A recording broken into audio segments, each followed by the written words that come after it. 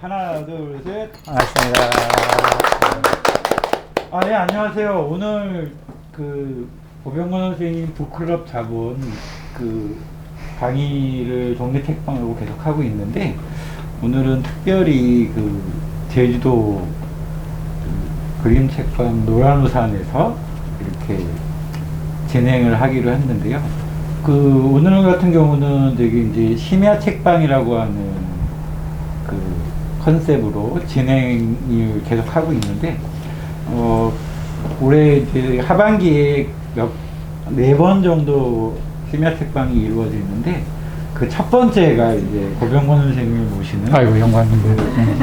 맞습니다. 북클럽 자본 이야기가 진행되는 거예요. 그래서 저희가 이제 되게 기분이 너무 좋았어요.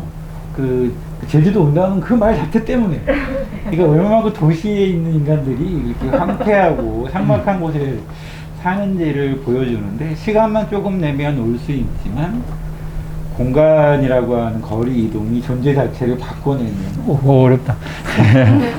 그런 것까지 사람들이 지금 심리적으로 생각을 하고 있는 것 같아요. 그래서 뭔가 정리가 되지 않으면 떠나지 못하는, 근데 그런 건데, 마침 저희가 이렇게 고병건 선생님이 북클럽 자본의 12권이라는 책을 쓴 데만 사람들이 대단하다 뭐 이렇게 생각할 수 있는데, 오늘은 그 편견을 좀 깨려고 왔어요. 그게 왜냐하면 오늘은 이 책에 얽힌 여러 이야기들을 같이 나누는데,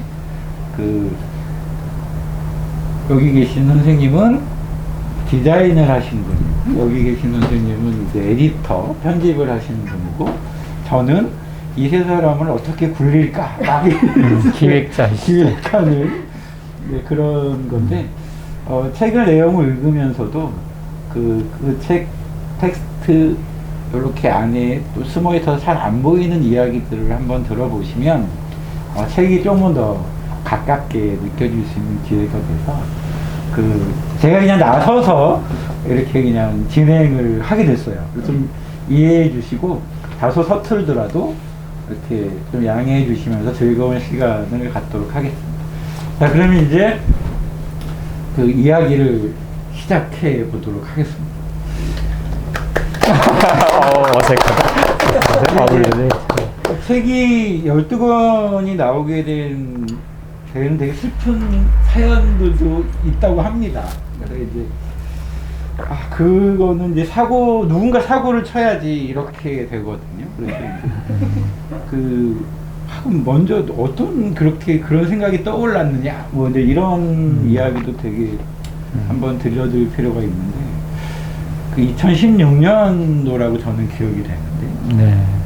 제가 이제 고병건 선생님이 해방촌에서 이 자본 강의를 12번이 4개월 정도의 계획으로 강의를 한다고 이렇게 공고가 났어요. 그래서 이제 제가 마지막 기회다, 죽기 전에 이거 이해하고 죽어야 되는데 그런 텍스트가 몇 개 있어요.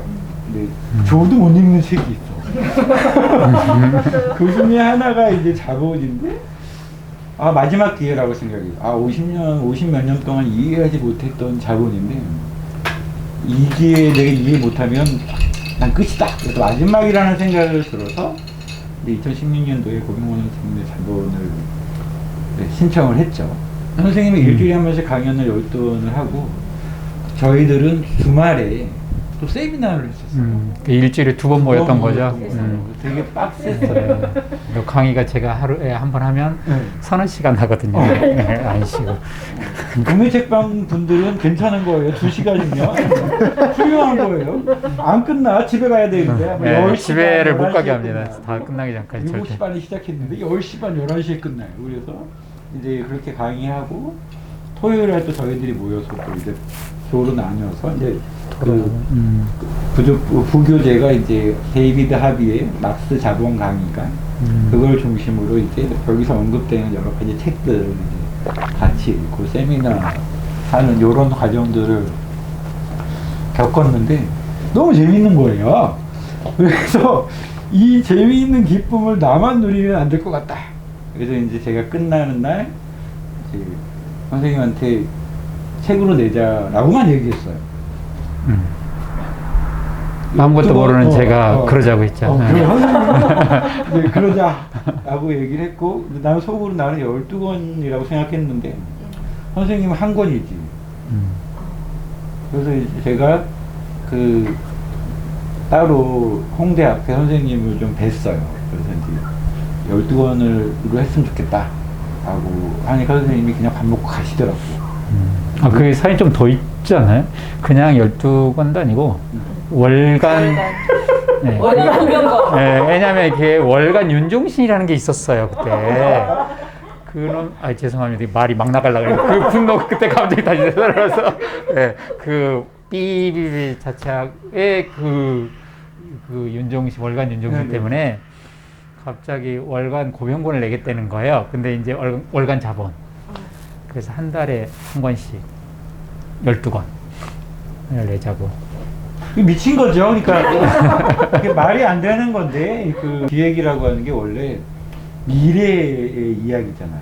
여기서는 이미지만 가지고 뭐 1년 후, 2년 후의 결과물을 생각하면서 이제 월간 자본을 내자 뭐 이렇게 얘기한 것이었었는데, 그래서 이제 제가 생각해도 그건 월간 한 달에 한 번씩 이걸 누가 읽어요? 그리고 어떻게 만들어 이거를? 그래서 그건 말도 안 된다는 생각이 들어서 그러면 이제 격월간으로 한번.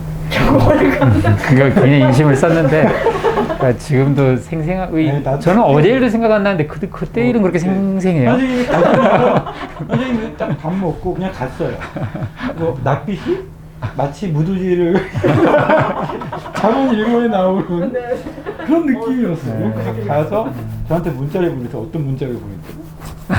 그러니까 그게 월간 얘기를 꺼냈고 이미 낯빛이 이제 됐죠. 낯빛이 됐고 원래 그냥 강의 한번 묶어서 내는 줄 알았다가 근데 이제 그때 그렇게 힘들면 이제 퐁당퐁당으로 한번 강의하고 한번 쓰고 해서 2개월 격월간으로 하자고.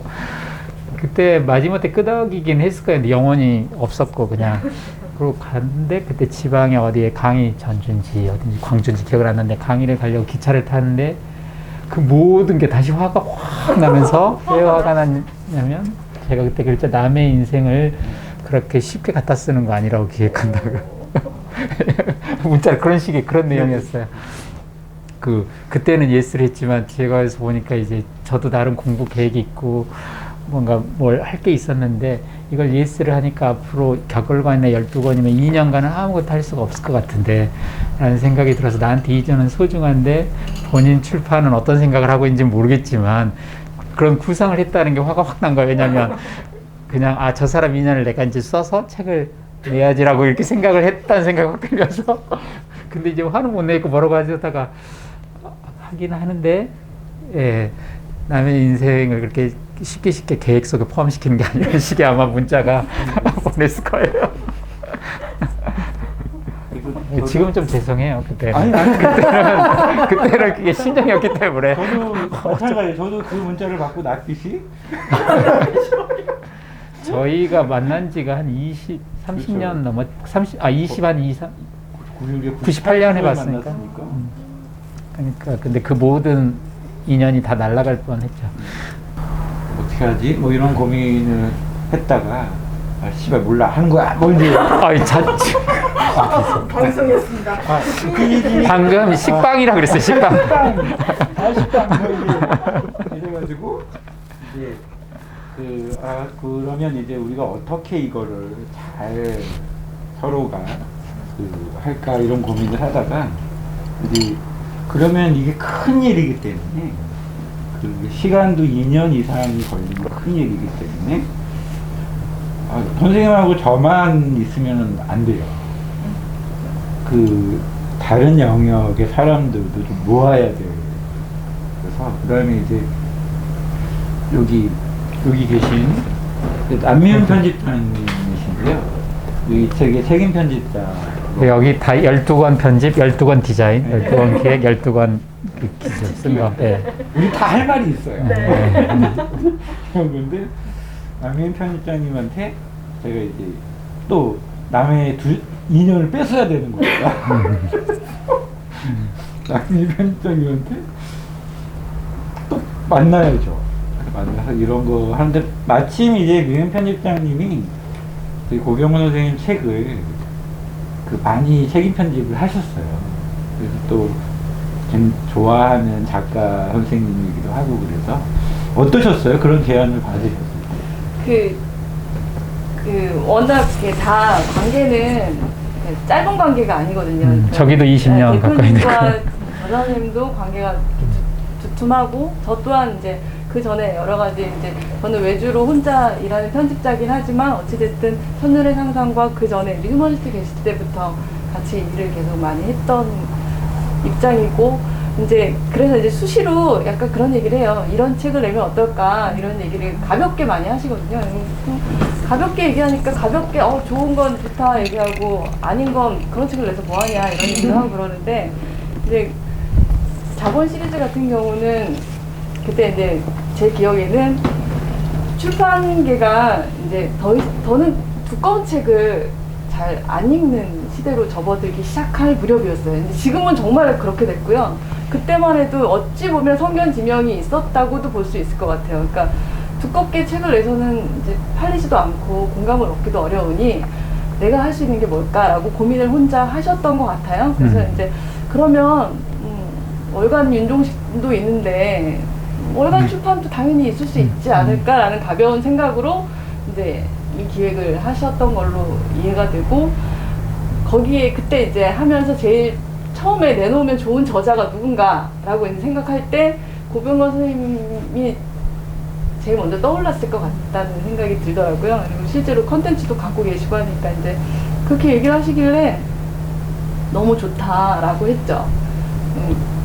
일단 제 개인적으로 너무 좋아하는 작가이기 때문에 한 달에 한 번씩 혹은 두 달에 한 번씩 편집자라는 입장에서를 떠나서 독자로서도 선생님 글을 읽을 수 있다면 되게 좋겠다. 그래서 저는 무조건 오케이를 하긴 했는데 그때는 이제 그랬는데 이제 막상 이제 작업을 들어가서 이렇게 현실적으로 판단을 해보니까 두 달에 책 한 권을 내는 게 결코 간단한 일이 아니거든요. 그래서 이게 되게 무리한 계획이었구나. 그리고 사실은 저자 선생님이 제일 힘드시겠구나 라는 생각이 좀 들었어요. 저희야 사실 일단 원고가 나오면 어떻게든 그냥 약간 할 수 있는데 글을 쓰는 거는 그렇게 나오는 일이 아니잖아요. 그래서 놀랬죠. 그런 기획 자체를 했다는 것 자체에 좀 놀라긴 했는데 그래도 네. 놀라운 게 아니라 공포스러운 거겠죠? 네. 그래서 사실은 저자 선생님 기획을 하실 수 있을까?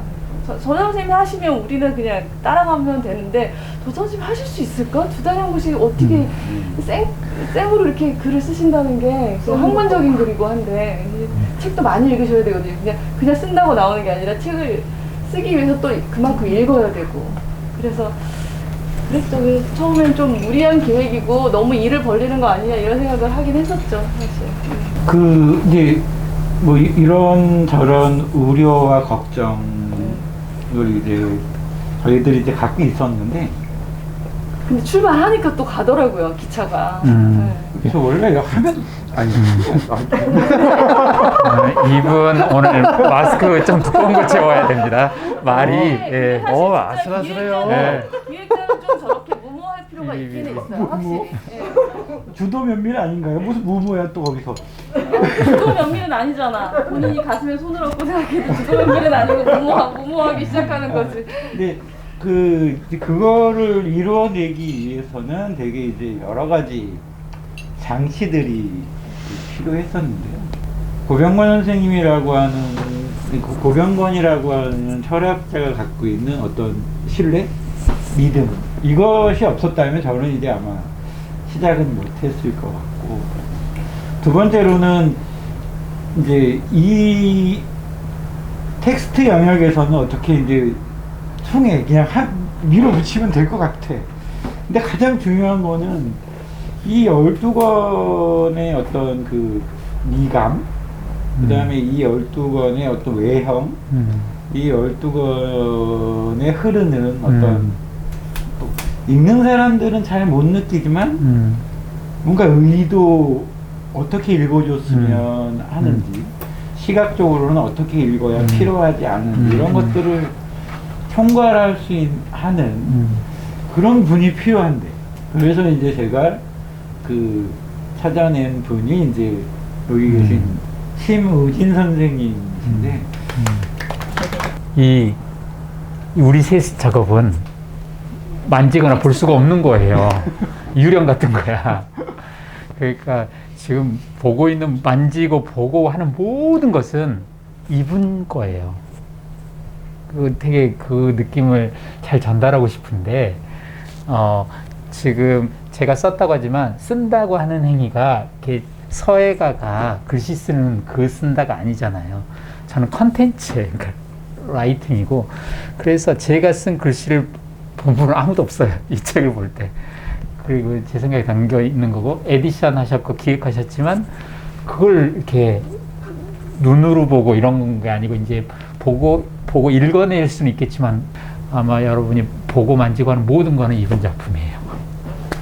네. 그래서 되게 중요한 일인데. 그래서 이제 심우진 선생님을 네. 모셨는데, 그 못난이 시리즈, 제가 이제 못난 짓을 많이 했는데 그것도 시리즈로 있어요. 근데 이제 그 일단은 그거 얘기를 하기 전에, 근데 심우진 선생님도 이제 이런 제안을 받았을 때 어떤 느낌이 드셨는지, 어떤 생각이 드셨는지 한번. 저도 잘 모르는 그냥 뒤에 어떻게 제안하셨어요? 네.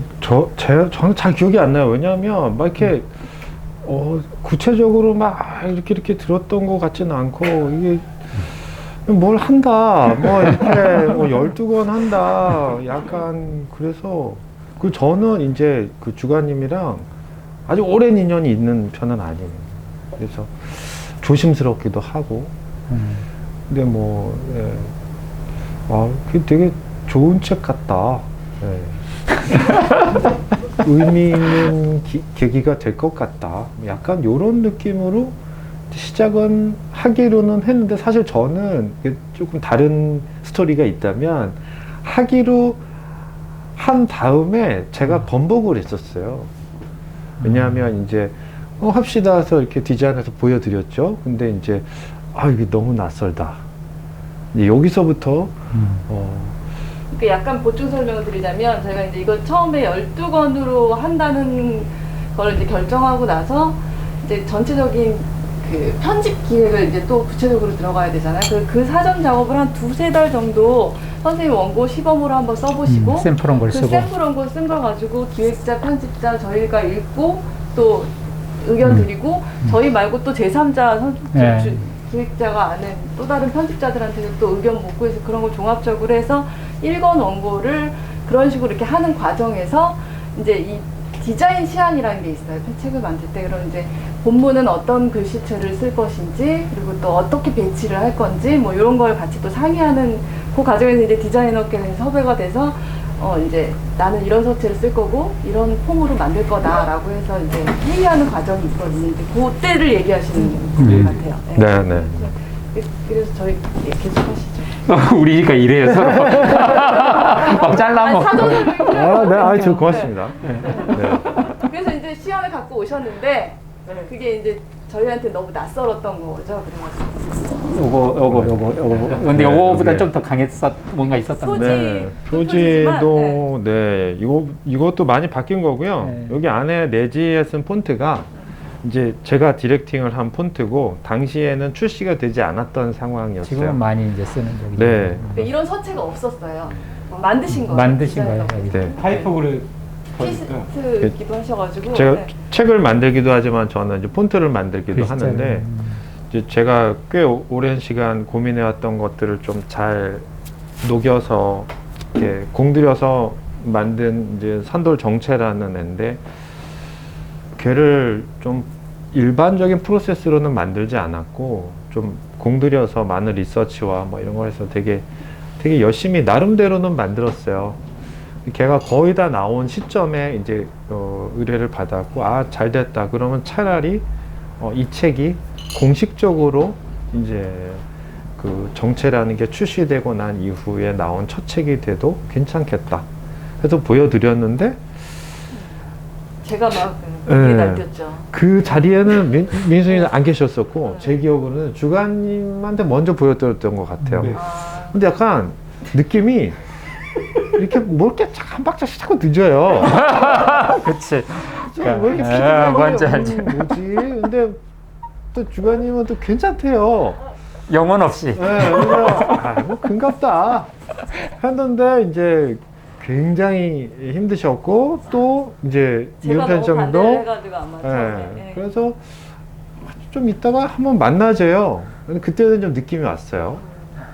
와서 이제 되게 그 무거운 얘기를 주고 받았죠. 그래서 근데 이제 그때 제 생각은 뭐 제가 이제 이거를 쓰고 싶은 마음도 있었지만 그것과는 별개로 고병권 선생님의 책을 내는데 저는 이제 고병권 선생님 글 너무 좋아하니까 아니 이렇게 글이 이렇게 탄탄한데 디자인이 이렇게 무난하게 가서 그럼 무슨 재미냐는 거죠. 그러니까 그 디자인을 할 때는 예를 들면은 이런 거예요. 여러분들도 가독성이라는 단어를 좀 쓰시나요? 가독성 떨어진다.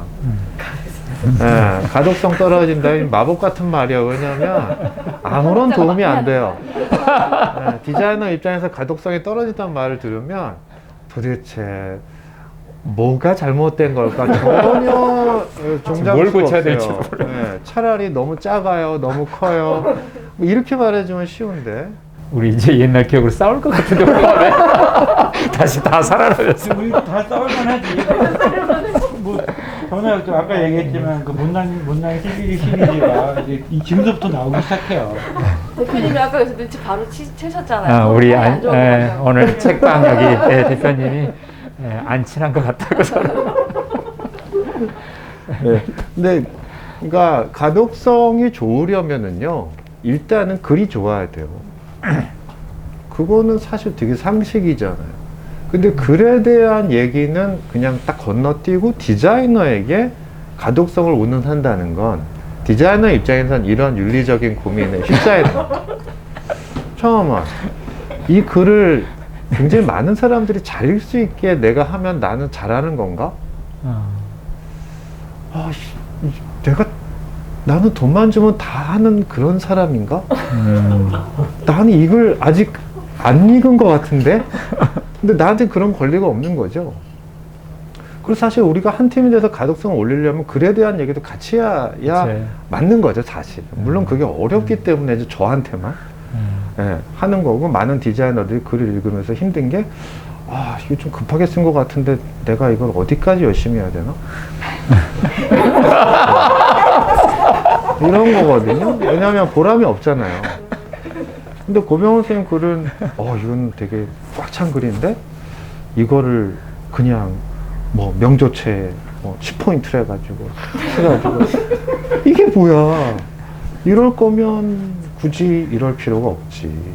왜냐하면 그 실험적이거나 새롭다는 거는 뭔가 밑바탕에는 굉장히 견고한 게 있어야 그걸 믿고 까불 수 있는 거거든요. 그래서 우리가 좀 새로운 책을 만들 수 있는 드디어 텍스트를 만났구나.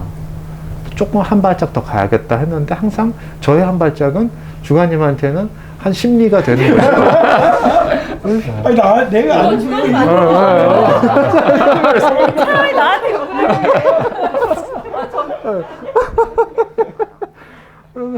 그래서 약간 오늘 내가 왜 진행 필요 없어요. 그런 것들이 있었고, 그래서 굉장히 완강한 그 저항이 있었어요. 그때 이제 제가 만약 그렇다면 그 화가 난다기보다는 이게 서로 합의가 안 된다면 12권짜리인데 이쯤에서 정리하고 그냥 익숙한 디자인을 하시는 분, 되게 오랫동안 하신 분들이 계시기 때문에 그분이랑 했을 때 이 책은 더 잘 나오겠다라는 취지로 이제 잘 말씀을 드렸죠. 나 안 해 이게 아니라. 네, 맞아요.